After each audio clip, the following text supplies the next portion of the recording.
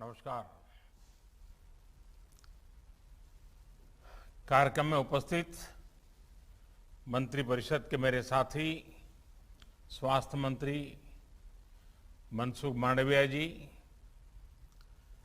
मंत्रिमंडल के मेरे अन्य सभी सहयोगी, वरिष्ठ अधिकारीगण, देश भर से जुड़े सरकारी और प्राइवेट अस्पतालों के चिकित्सक, हेल्थ मैनेजमेंट से जुड़े लोग, कार्यक्रम में उपस्थित अन्य सभी महानुभाव और मेरे प्यारे भाई और बहनों, 21वीं सदी में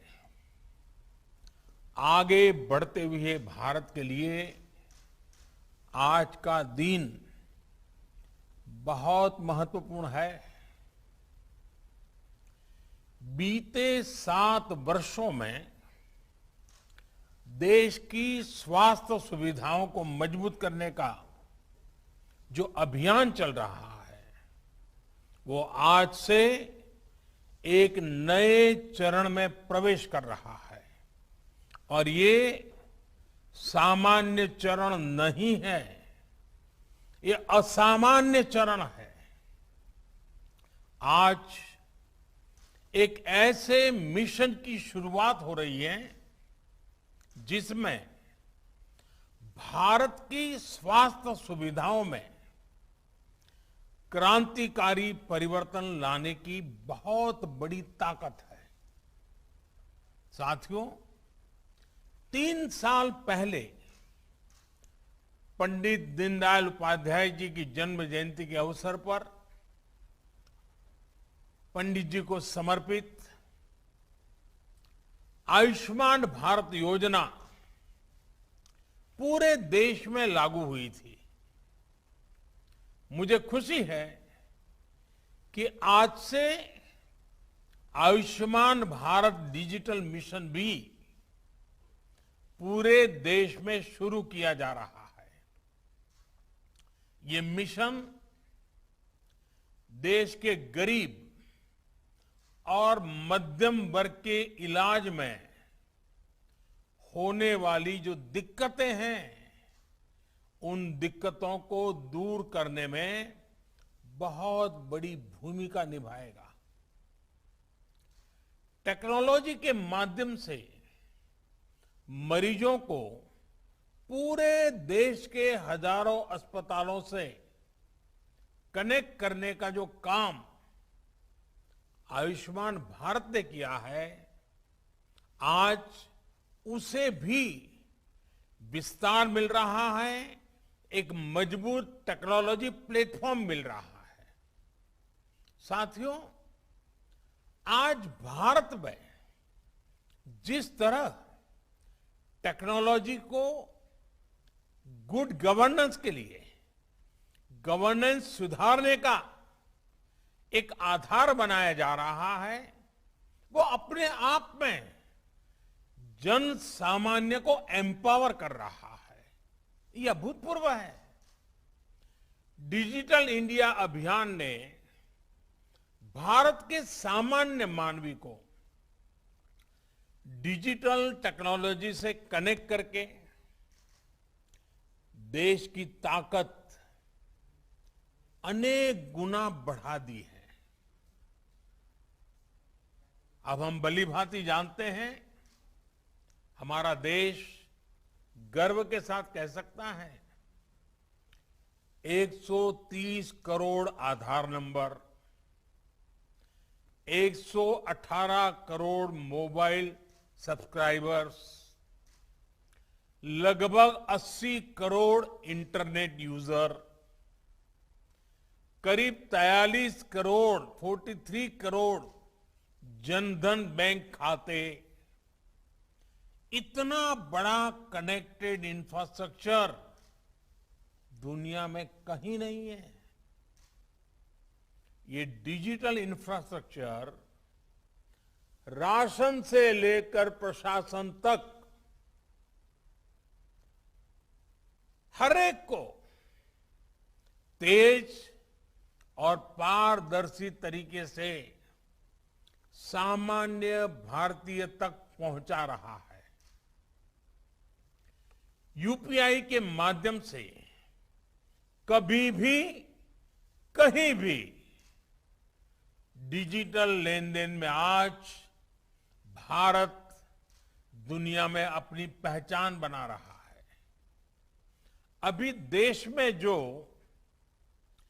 ई रूपी वाउचर शुरू किया गया है, वो भी एक शानदार पहल है।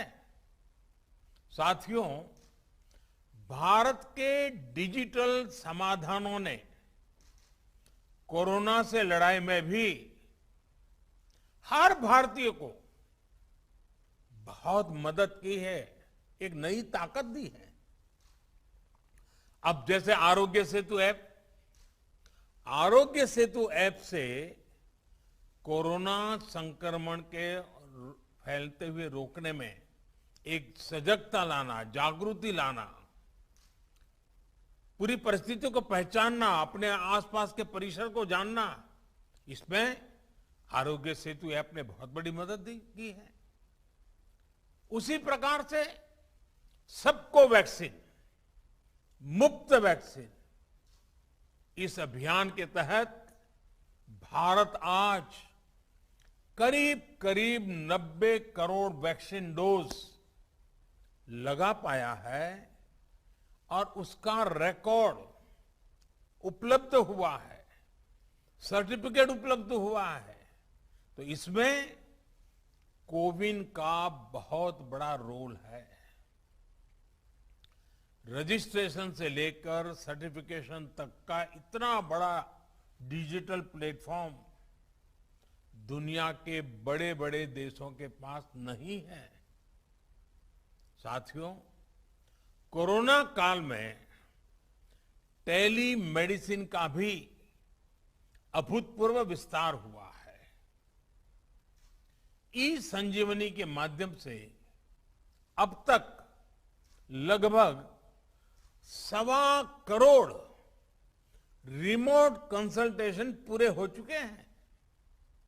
ये सुविधा हर रोज देश के दूर सुदूर में रहने वाले हजारों देशवासियों को घर बैठे ही शहरों के बड़े अस्पतालों के बड़े बड़े डॉक्टरों से कनेक्ट कर रही है। जाने माने डॉक्टरों की सेवा आसान हो सकी है। मैं आज इस अवसर पर देश के सभी डॉक्टरों, नर्सेस और मेडिकल स्टाफ का हृदय से बहुत आभार व्यक्त करना चाहता हूं। चाहे वैक्सीनेशन हो, कोरोना के मरीजों का इलाज हो, उनके प्रयास कोरोना से मुकाबले में देश को बड़ी राहत दे पाए हैं, बहुत बड़ी मदद कर पाए हैं। साथियों, आयुष्मान भारत पीएम जय ने गरीब के जीवन की बहुत बड़ी चिंता दूर की है। अभी तक 2 करोड़ से अधिक देशवासियों ने इस योजना के तहत मुफ्त इलाज की सुविधा का लाभ उठाया है और इसमें भी आधी लाभार्थी हमारी माताएं हैं, हमारी बहनें हैं, हमारी बेटियां हैं। ये अपने आप में सुकून देने वाली बात है, मन को संतोष देने वाली बात है। हम सब जानते हैं हमारे परिवारों की स्थिति। सस्ते इलाज के अभाव में सबसे अधिक तकलीफ देश की माताएं बहनें ही उठाती हैं। घर की चिंता, घर के खर्चों की चिंता, घर के दूसरे लोगों की चिंता में हमारी माताएं बहनें अपने ऊपर होने वाले इलाज के खर्च को हमेशा टालती रहती है, लगातार टालने की कोशिश करती है। वो ऐसा ही कहते हैं, नहीं हाँ अब ठीक हो जाएगा, नहीं नहीं अब ये तो एक दिन का मामला है, नहीं नहीं ऐसे ही एक पुड़िया ले लेंगे तो ठीक हो जाएगा। क्योंकि मां का मन है ना, वे दुख झेल लेती है, लेकिन परिवार पर कोई आर्थिक बोझ आने नहीं देती है। साथियों, जिन्होंने आयुष्मान भारत के तहत अभी तक इलाज का लाभ लिया है या फिर जो उपचार करा रहे हैं, उनमें से लाखों ऐसे साथी हैं जो इस योजना से पहले अस्पताल जाने की हिम्मत ही नहीं जुटा पाते थे, टालते रहते थे, वो दर्द सहते थे, जिंदगी की गाड़ी किसी तरह खींचते रहते थे, लेकिन पैसे की कमी की वजह से अस्पताल नहीं जा पाते थे। इस तकलीफ का एहसास ही हमें भीतर तक झकझोर देता है। मैं ऐसे परिवारों से मिला हूं इस कोरोना काल में, और उसके पहले ये आयुष्मान की जब जो लोग सेवाएं लेते थे, कुछ बुजुर्ग ये कहते थे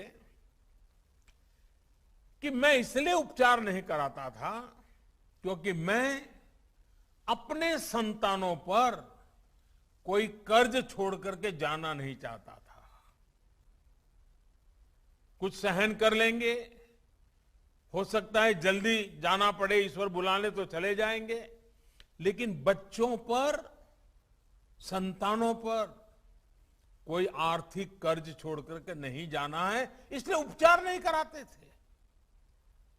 और यहां इस कार्यक्रम में उपस्थित हमसे ज्यादातर ने अपने परिवार में, अपने आसपास ऐसे अनेकों लोगों को देखा होगा। हमसे ज्यादातर लोग इसी तरह की चिंताओं से खुद भी गुजरे हैं।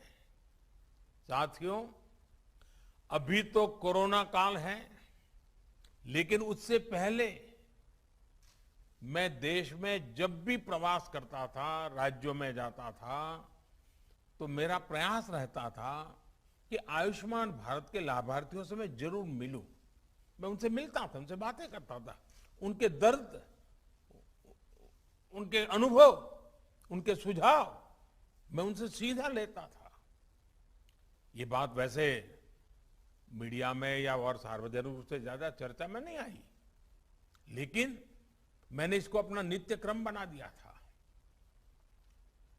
आयुष्मान भारत के सैकड़ों लाभार्थियों से मैं खुद रूबरू मिल चुका हूं, और मैं कैसे भूल सकता हूं उस बूढ़ी मां को जो बरसों तक दर्द सहने के बाद पथरी का ऑपरेशन करा पाई, वो नौजवान जो किडनी की बीमारी से परेशान था, किसी को पैर में तकलीफ, किसी को रीढ़ की हड्डी में तकलीफ, उनके चेहरे मैं कभी भूल नहीं पाता हूं।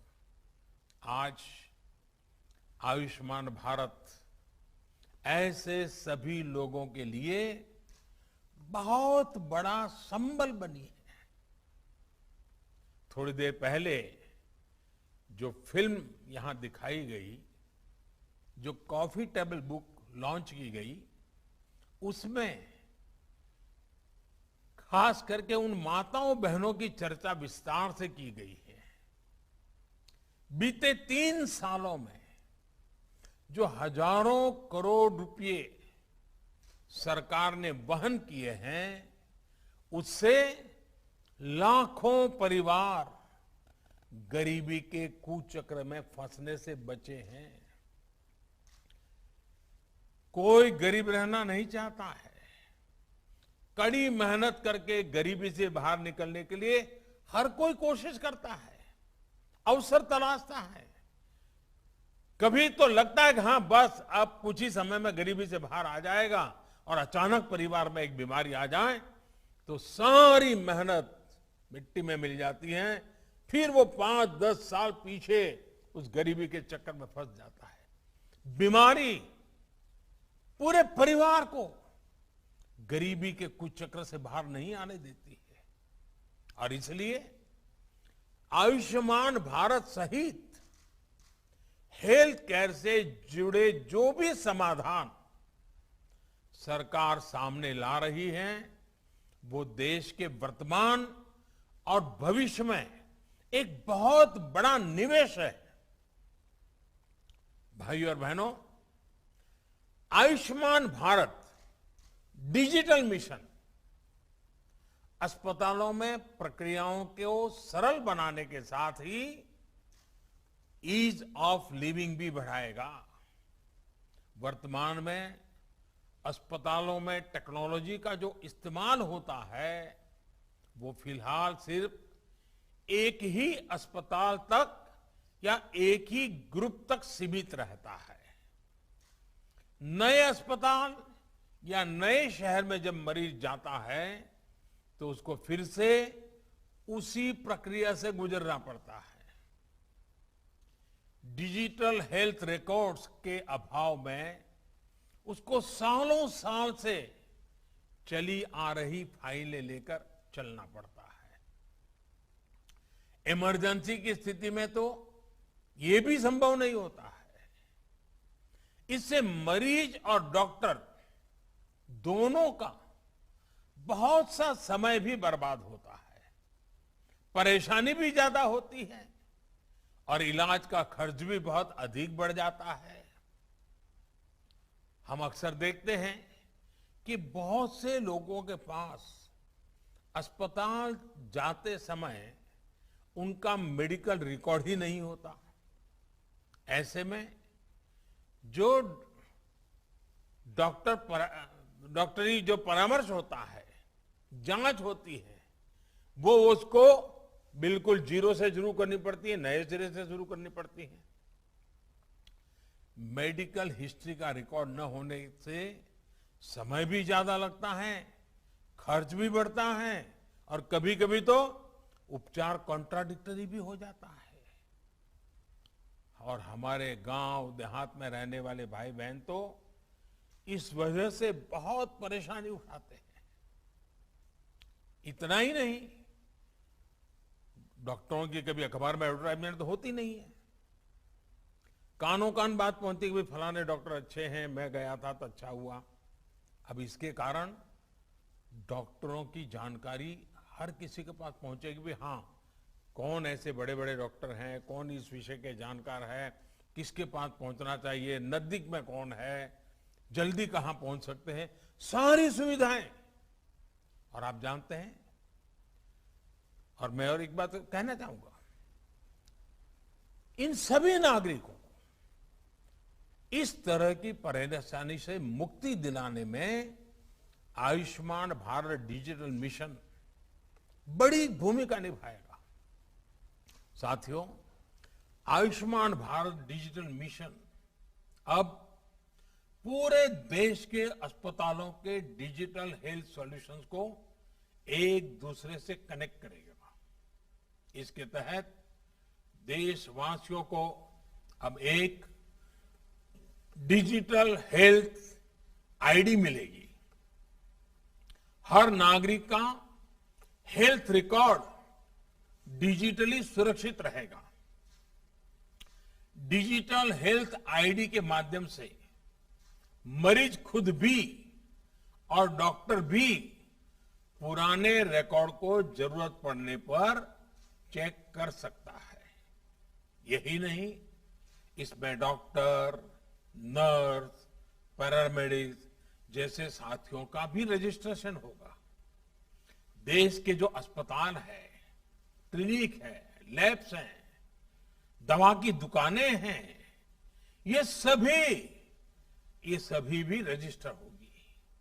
यानी ये डिजिटल मिशन हेल्थ से जुड़े हर स्टेक होल्डर को एक साथ एक ही प्लेटफॉर्म पर लाएगा। साथियों, इस मिशन का सबसे बड़ा लाभ देश के गरीबों और मध्यम वर्ग को होगा। एक सुविधा तो यह होगी कि मरीज को देश में कहीं पर भी ऐसा डॉक्टर ढूंढने में आसानी होगी जो उसकी भाषा भी जानता है, समझता है और उसकी बीमारी के उत्तम से उत्तम उपचार का वो अनुभवी है। इससे मरीजों को देश के किसी कोने में भी उपस्थित स्पेशलिस्ट डॉक्टर से संपर्क करने की सहूलियत बढ़ेगी। सिर्फ डॉक्टर ही नहीं बल्कि बेहतर टेस्ट के लिए लैब्स और दवा दुकानों की भी पहचान आसानी से संभव हो पाएगी। साथियों, इस आधुनिक प्लेटफॉर्म से इलाज और हेल्थ केयर पॉलिसी मेकिंग में से जुड़ा पूरा इकोसिस्टम और अधिक प्रभावी होने वाला है। डॉक्टर और अस्पताल इस प्लेटफॉर्म का उपयोग अपनी सर्विस को रिमोट हेल्थ सर्विस प्रोवाइड करने में कर पाएंगे। प्रभावी और विश्वस्त डेटा के साथ इससे इलाज भी बेहतर होगा और मरीजों को बचत भी होगी। भाइयों और बहनों, देश में स्वास्थ्य सेवाओं को सहज और सुलभ बनाने का जो अभियान आज पूरे देश में शुरू हुआ है, ये 6-7 साल से चल रही सतत प्रक्रिया का एक हिस्सा है। बीते वर्षों में भारत ने देश में आरोग्य से जुड़ी दशकों की सोच और अप्रोच में बदलाव किया है। अब भारत में एक ऐसे हेल्थ मॉडल पर काम जारी है जो होलिस्टिक हो, समावेशी हो। एक ऐसा मॉडल जिसमें बीमारियों से बचाव पर बल हो, यानी प्रिवेंटिव हेल्थ केयर, बीमारी की स्थिति में इलाज सुलभ हो, सस्ता हो और सबकी पहुंच में हो। योग और आयुर्वेद जैसी आयुष की हमारी पारंपरिक चिकित्सा पद्धति पर बल हो। ऐसे सभी प्रोग्राम गरीब और मध्यम वर्ग को बीमारी के कुचक्र से बचाने के लिए शुरू किए गए। देश में हेल्थ इंफ्रा के विकास और बेहतर इलाज की सुविधाएं देश के कोने कोने तक पहुंचाने के लिए नई स्वास्थ्य नीति, हेल्थ पॉलिसी, स्वास्थ्य नीति बनाई गई। आज देश में एम्स जैसे बहुत बड़े और आधुनिक स्वास्थ्य संस्थानों का नेटवर्क भी तैयार किया जा रहा है। हर 3 लोकसभा क्षेत्र के बीच एक मेडिकल कॉलेज का निर्माण भी प्रगति पर है। साथियों, भारत में स्वास्थ्य सुविधाओं को बेहतर बनाने के लिए बहुत जरूरी है कि गांवों में जो चिकित्सा सुविधाएं मिलती हैं उनमें सुधार हो।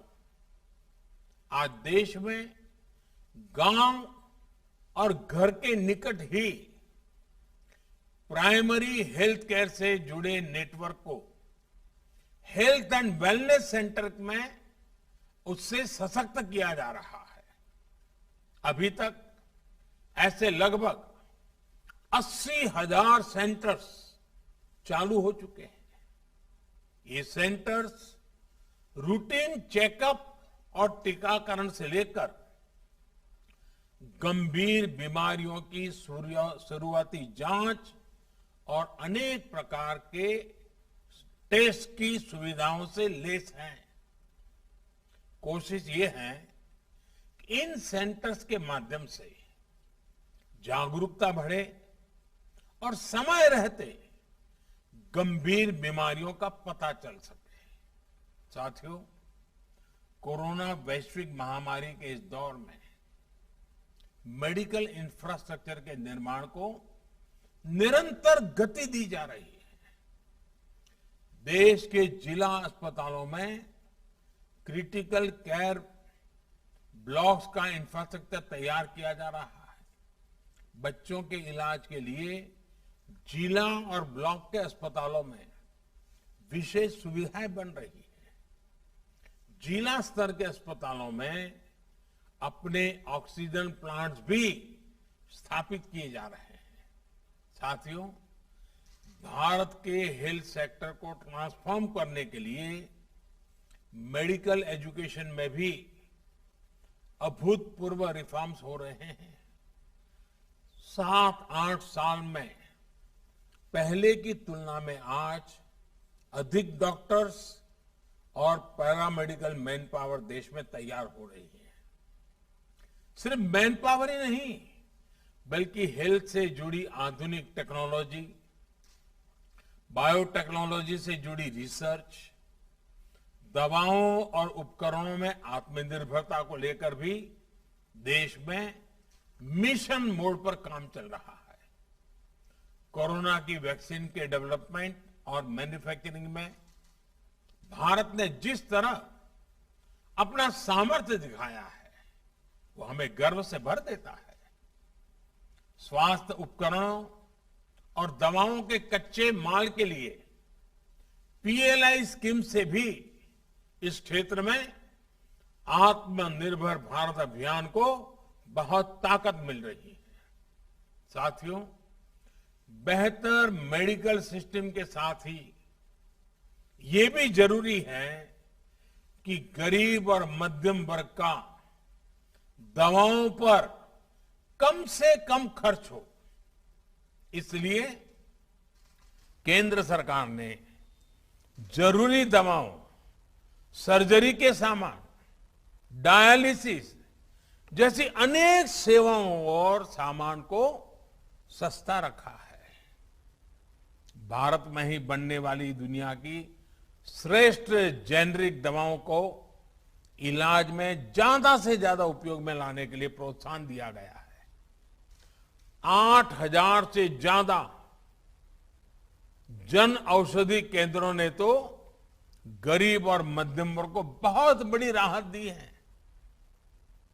और मैं जन औषधि केंद्र से जो दवाइयां लेते हैं, ऐसे मरीजों से भी पिछले दिनों मुझे कई बार बात करने का मौका मिला और मैंने देखा है कुछ परिवार ऐसे उनको डेली कुछ दवाइयां लेनी पड़ती हैं, कुछ उम्र में कुछ बीमारियों के कारण। इस जनऔषधि केंद्र के कारण ऐसे मध्यम वर्गीय परिवार के 1,000, 1,500, 2,000 रुपया हर महीना बच रहा है। साथियों, एक संयोग ये भी है कि आज का ये कार्यक्रम वर्ल्ड टूरिज्म डे पर आयोजित हो रहा है। कुछ लोग सोच सकते हैं कि हेल्थ केयर के प्रोग्राम का टूरिज्म से क्या लेना देना, लेकिन हेल्थ का टूरिज्म के साथ एक बड़ा मजबूत रिश्ता है, क्योंकि जब हमारा हेल्थ इंफ्रास्ट्रक्चर इंटीग्रेटेड होता है, मजबूत होता है, तो उसका एक सकारात्मक प्रभाव टूरिज्म सेक्टर पर भी पड़ता है। क्या कोई टूरिस्ट ऐसी जगह जाना चाहेगा जहां किसी इमरजेंसी में इलाज की बेहतर सुविधा ही न हो? और कोरोना के बाद से तो अब ये और भी महत्वपूर्ण हो गया है। जहां वैक्सीनेशन जितना ज्यादा होगा, टूरिस्ट वहां जाने में उतना ही सेफ महसूस करेंगे। और आपने देखा होगा, हिमाचल हो, उत्तराखंड हो, सिक्किम हो, गोवा हो, ये जो हमारे टूरिस्ट डेस्टिनेशन वाले राज्य हैं, वहां बहुत तेजी से, अंडमान निकोबार हो, बहुत तेजी से वैक्सीनेशन को बल दिया गया है, क्योंकि टूरिस्टों के लिए मन में एक विश्वास पैदा हो। आने वाले वर्षों में ये बात निश्चित है कि सारे फैक्टर और भी मजबूत होंगे। जिन जिन जगहों पर हेल्थ इंफ्रा बेहतर होगा, वहां टूरिज्म की संभावनाएं और ज्यादा बेहतर होगी। यानी हॉस्पिटल और हॉस्पिटैलिटी और एक दूसरे के साथ मिलकर चलेंगे।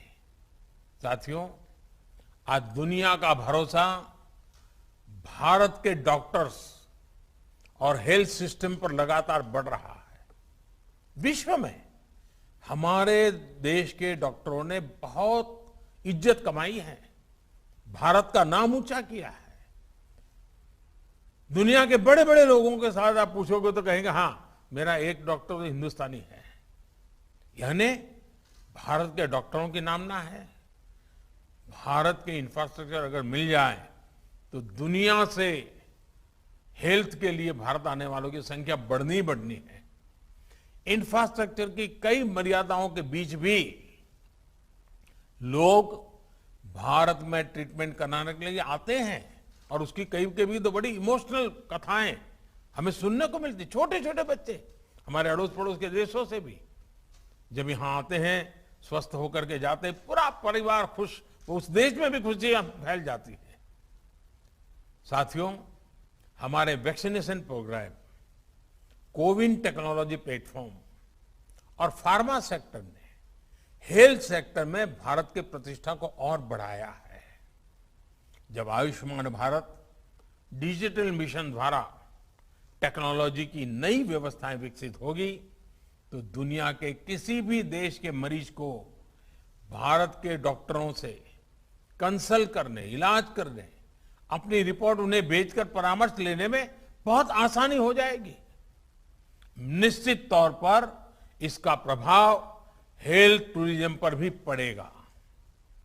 साथियों, स्वस्थ भारत का मार्ग आजादी के अमृत काल में भारत के बड़े संकल्पों को सिद्ध करने में, बड़े सपनों को साकार करने के लिए बहुत जरूरी है। इसके लिए हमें मिलकर अपने प्रयास जारी रखने होंगे।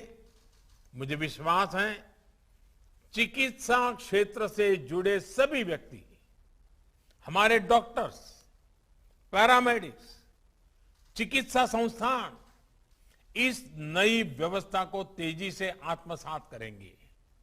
एक बार फिर आयुष्मान भारत डिजिटल मिशन के लिए मैं देश को बहुत बहुत शुभकामनाएं देता हूं। बहुत बहुत धन्यवाद। बहुत बहुत साधुवाद। हार्दिक आभार माननीय प्रधानमंत्री जी। और हम माननीय मंत्रीगण और देश भर से हमारे साथ जुड़े सभी गणमान्य अतिथिगण का भी धन्यवाद करते हैं। नमस्कार।